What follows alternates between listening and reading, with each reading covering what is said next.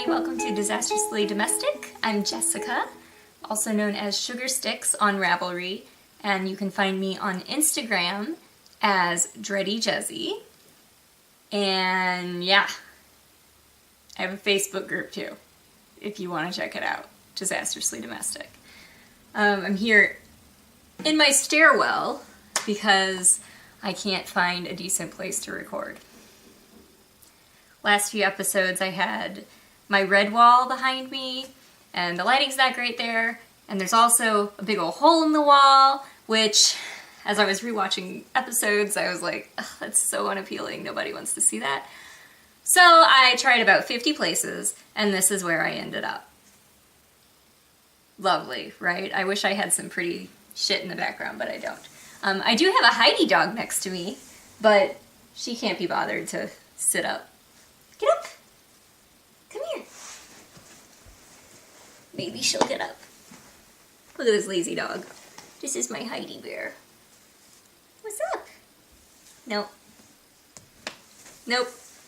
She's asleep again. She's young, but she's lazy. We are the same. We are the same. Anyway, I mentioned in my last episode, to my 23 followers, that we were going to be in Russia for a week, and we have returned. And we had a really nice trip. We didn't get to do as much as we had hoped, and I spent a lot of time in the hotel room. It was sort of my own fault, though. I had one of my husband's Russian coworkers' wife was there, and she showed us around during the day. There were a few wives there. And, she offered to show me around, but I was kind of like, and lazy and jet lagged. So I spent a lot of my time just kind of hanging out in the hotel during the day. My husband tended to get off around 4-ish, and then we would go do whatever. And we ate a lot of food. I didn't do a lot of shopping. I know, big surprise coming from me. I usually am just a shopaholic. And sadly, I did not find any yarn stores. What? I know. Not for lack of trying. There was one that I found, but it seemed like it was kind of far from the hotel, and, I don't speak Russian. So I didn't want to go by myself, and I was scared, and flights were okay. I did end up bringing knitting on the plane, of course, because, that's what you do. Brought some coloring books, and my son threw up on the plane, which was a whole lot of fun. Luckily, my husband was sitting next to him, not me. I was in the seat behind, and I heard it happen, and I immediately reached for my bag because, the hurl bags. You want to spew into this, right? So I was really grateful that I was not sitting next to my son, although I felt sorry for him. And that was our shorter flight that we had, and as soon as we got to the airport, before catching our connecting flight, we grabbed Dramamine. There's children's Dramamine now. I don't know if that was always something that existed, but I always thought that Dramamine was for older, like adults. But they have a special formula for children. So we bought Dramamine for Warren and Dramamine for me because I was already just like primed to hurl. Like it was gonna happen. So we loaded up on medication in between flights, and then our long flight to Germany, we touched down, was just sleeping, a nice medicinally induced coma. Yeah, it was a good time. But other than that, flights were pretty painless, and we did have some issues with the airline food. Most of our flights were through Lufthansa, which was great.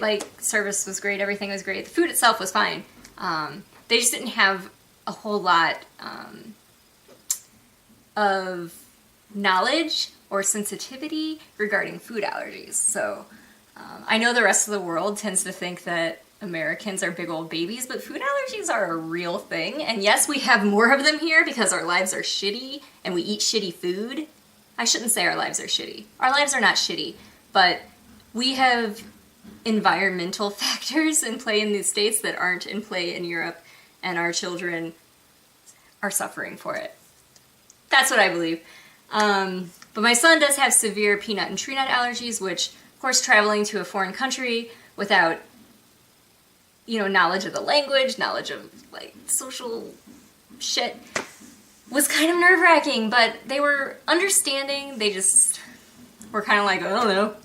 I'd be like, well, we would like to read the ingredients, and, we can't because it's in German or it's in Russian. And luckily, my husband can read Russian, and he made sure to learn the right terminology to speak and read while we were there. So getting food in Russia wasn't much of a problem. It was just kind of on the airlines. They would give us stuff, and I'd be like, oh, do you have dietary information? And they're like, I don't know. And I'm like, I'm sure all y'all don't want to have to land this plane early because my kid's an anaphylactic shock. I'm sure y'all don't want that. Am I right? Y'all don't want it. So our general modus operandi with these sorts of things is if the label is in any way unclear or ambiguous, we just don't risk it. It's one of those things. It's life. We deal with it. But yeah, Russia was great. We were in St. Petersburg, which I mentioned in the last episode. I don't know if I mentioned it here. We were in St. Petersburg. We stayed at the W Hotel, which was really nice. We ate a lot of food. We went to a lot of cathedrals, which was so beautiful. I love cathedrals. I love artwork in general. I almost majored in art history.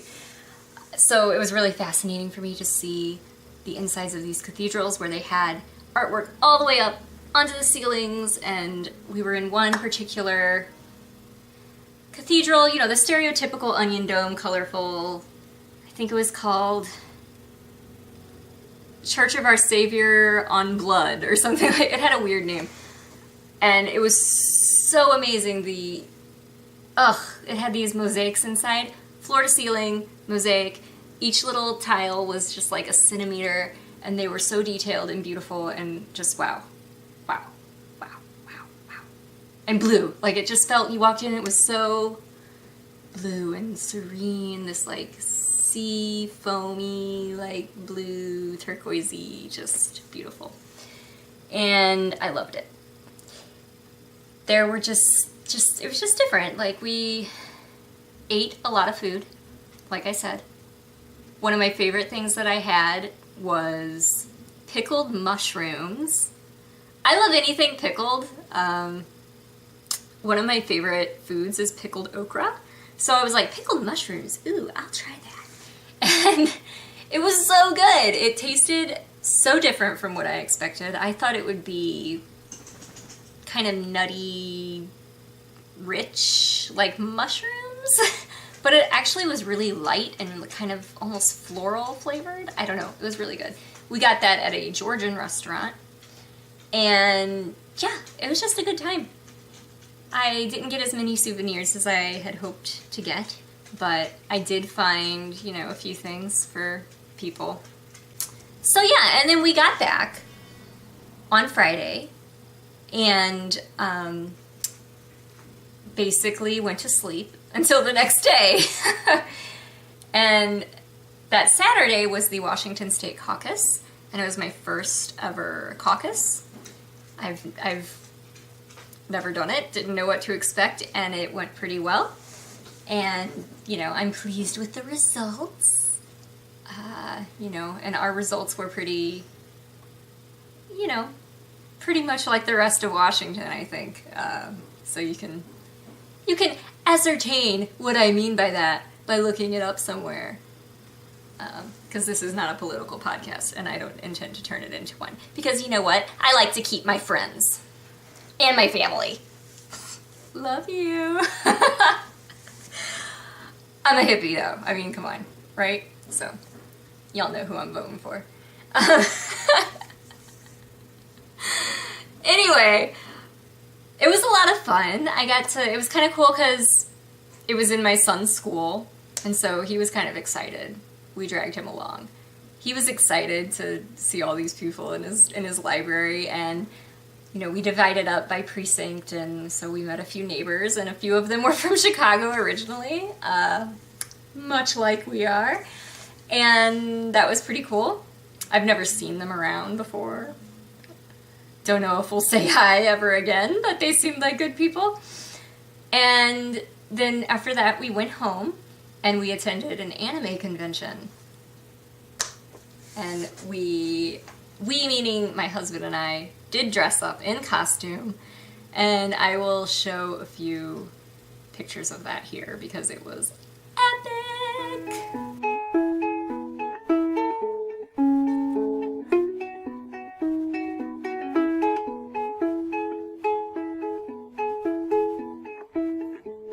So, if you couldn't tell, my husband, who is normally wearing a full beard, shaved his beard and left a big bushy mustache to cosplay Bob Belcher from Bob's Burgers, and it just made my life complete. Like, it completed everything for me. Like, that was it. I saw that and I was like, I married the right one. I picked the right one. Because I have a minor crush on Bob Belcher, I'm not gonna lie. He does it for me. Bob does it for me. And my costume was Tina Belcher, but not her typical outfit. I did her erotic friend fiction persona because it was fun. And, you know, I got to wear a leotard in public, which made me a little uncomfortable. I will say that having the dreads and the wig and the glasses was pretty intense, and I only ended up wearing the costume for a few hours, and I had to just take it off because I couldn't anymore. I just couldn't. So I ended up wearing a kigurumi instead that I actually bought at that convention. It's my second one. I have a hippo already, and now I have a sloth. If you don't know what a kigurumi is, it is a outfit. It's kind of like pajamas, but usually people don't wear them as pajamas. I sure as hell do, but usually it's like a costume thing. And it's made of fleece. It's huge. It's oversized. It's like a blanket. Like, amazing. And it's usually an animal, and it's got a hood. Well, I got one that is a three-toed sloth because, you know, I do as little as possible in my life. Coffee. And it is in my beautiful St. Petersburg mug. Yeah. One of my souvenirs. Coffee. Yeah, so it was a lot of fun. And my son actually found things that he wanted to buy there. This boy never asks to buy things, so when he does, I'm like, yes, let's buy it. He wanted these pink... Hold on. I'll be right back. I'm going to show you what he had to have. So he decided, he saw these, and he just had to have them. And secretly, I was really glad because I wanted them too. Look at these. They're like little... They're fantastic! And he wanted them so badly, and then he actually wore them around that whole day and pretended to like crawl around and be a kitty, and it was the cutest thing in the world. I'm not gonna lie.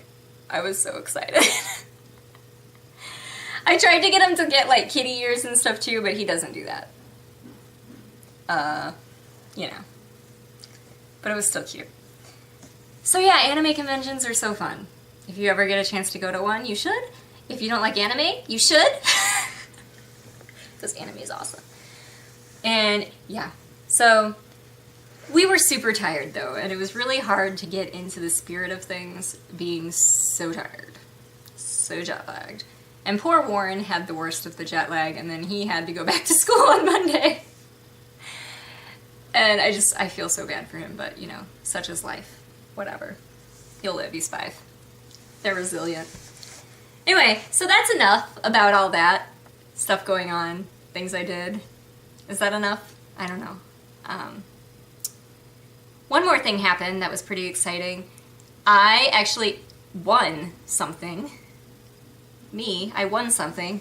On Instagram, I won a giveaway for a camel colored Midori Traveler's Notebook. And I am super stoked because I adore my Traveler's Notebook. It looks like this.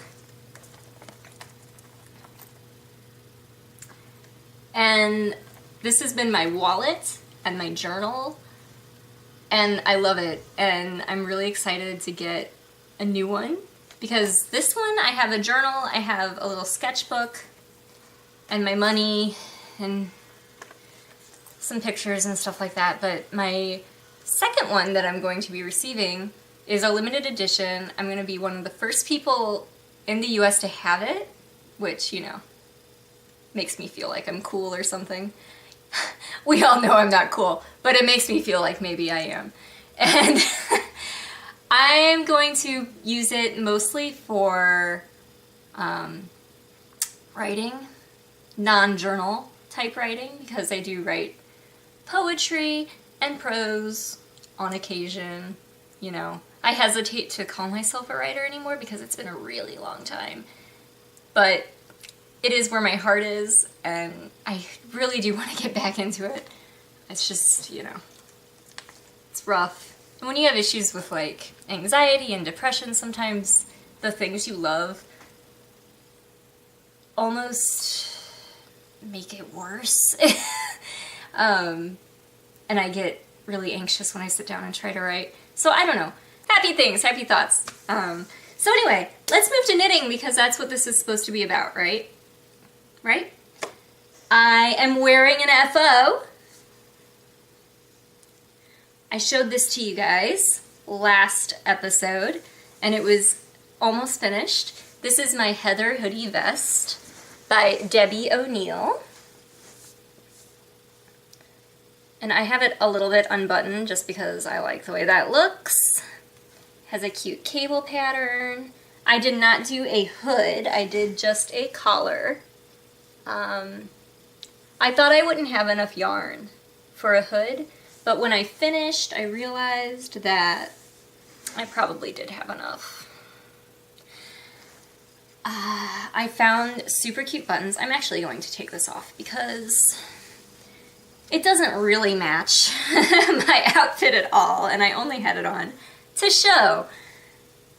One thing I'm kind of pissed at myself about is when I was blocking it, I tried to stretch the collar a little bit more than maybe I should have, and I had to, like, do some surgery up here, and it's not my best work. But my hair covers it, so whatever. I found these buttons at Joann. They're wooden, and I thought they were perfect. They kind of mimic the XO pattern of the cable. And they're like the perfect green. They match so well, I thought. I don't know. And they're not too much, and from afar they just look like wooden buttons, so I thought that was cute. Other problem with this is it is a little short. The width on it is fine, and like, I don't know, it's just a little too short. It's still cute. I know that I knit the back in like 2013 or something like that, so maybe back in 2013 I thought it was long enough. If I had started it today, I would have added like 3 or 4 inches, seriously. But it is what it is. It's finished. It's alpaca. It's tacky dove. Tacky St. Charles, Stacy Charles or something like, I don't know, whatever. I don't have the button band. It's alpaca and wool and nylon. Super soft, and I'm glad I finished it because it has been in my current whips for a very long time. So that's my only FO that I have to show. And I think it's a decent FO sweater, right? So what am I working on? Lots of stuff. I'll tell you about it. I am still working on the Enchanted Mesa sweater by Stephen West. I'm still on the body, and I tried it on.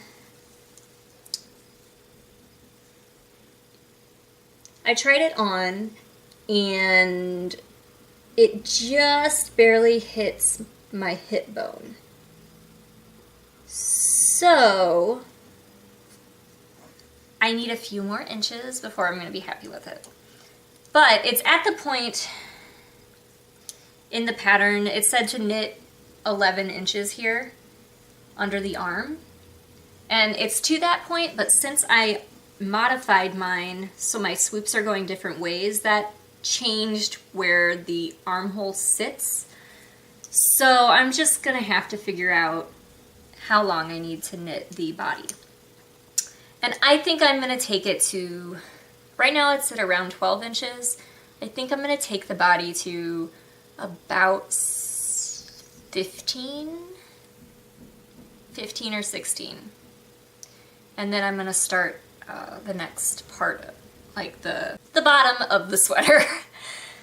And you know, like it's got like a weird like short row kind of swoopy thing going on. Whatever. But yeah, so it fits. I did try it on. It fits nicely. I think it'll block out nicely and be a nice addition to my hand knit sweater collection. And it's a little on the crazy side.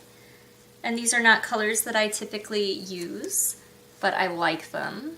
I don't know if they look good on me or what, but you know, I'm excited to be finishing that. Although it is really just hard to work on because it's stockinette and it's boring. It's so boring. It's so boring. Yeah. Other things, I took knitting on the plane with me, as I mentioned, and I chose to bring my Vildesmeer shawl by Kristen of the Yarngasm podcast. It's so beautiful. I love this pattern. The first time I saw it pop up on her podcast, I knew that it was for me. And I love it. I am working on the border right now, so I have not done much of the border, just this much. It's a knitted on border that is so pretty, and you can see my beads and such. I don't know. Hard to see, maybe? You get the idea. It's beautiful. I worked on this a lot in the hotel, so most of this was knit in Russia, and that makes me feel warm and squishy inside, and I know that when I wear it I'll think about that trip, and that's always nice, right? It's nice. This is Madeline Tosh Merino Light in the Cousteau colorway, which is appropriate for something that is mermaid themed. And it's just going to be so nice to be finished with it. Hopefully in the next couple days I will be done. I'm just doing like a repeat of the border here and there.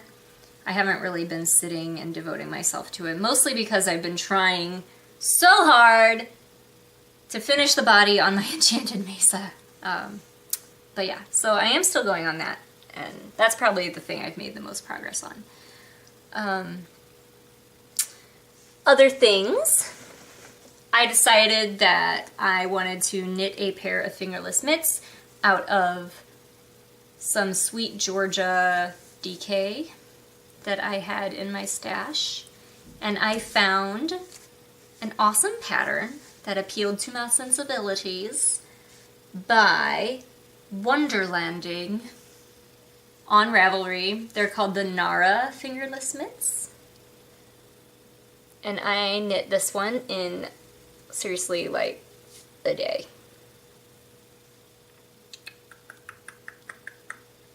And it has this really pretty twisted rib, and it has this like shell thing going on.